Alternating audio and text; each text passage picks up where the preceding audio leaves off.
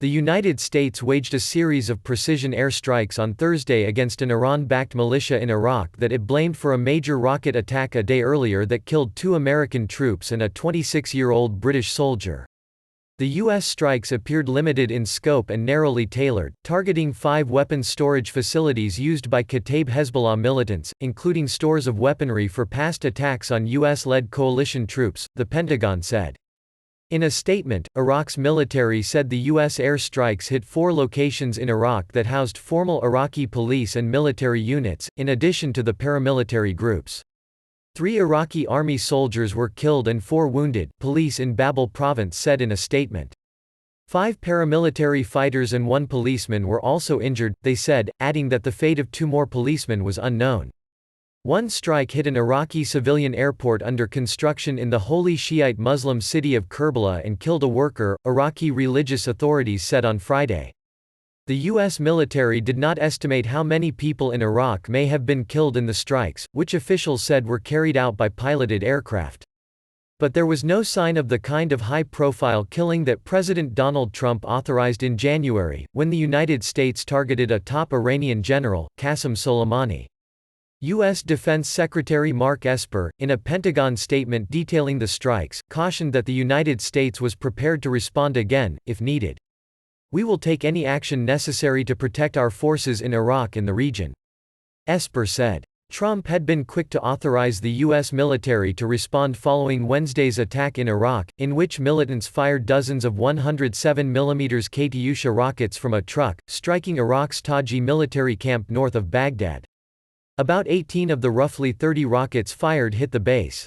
No one has claimed responsibility for the attack.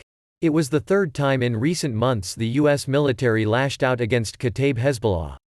It killed more than 24 militants in December in response to an attack on an Iraqi base that killed a U.S. contractor.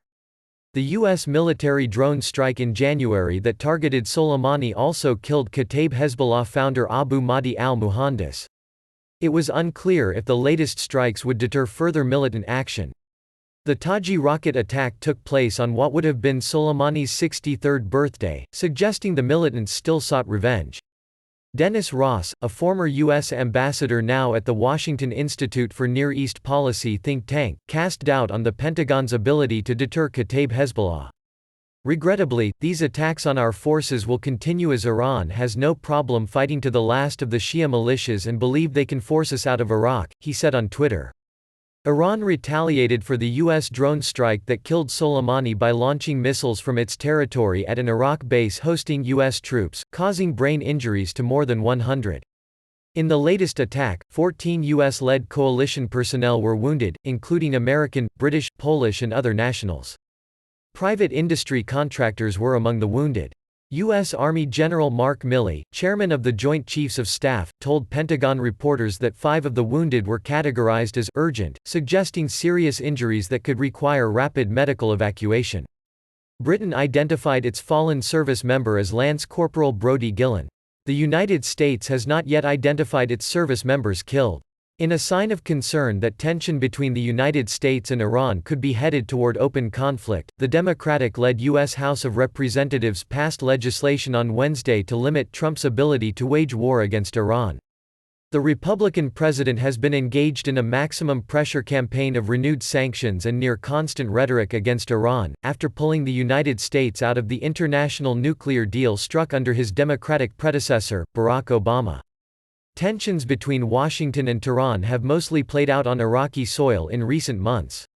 Iran-backed paramilitary groups have regularly been rocketing and shelling bases in Iraq that host U.S. forces and the area around the U.S. Embassy in Baghdad.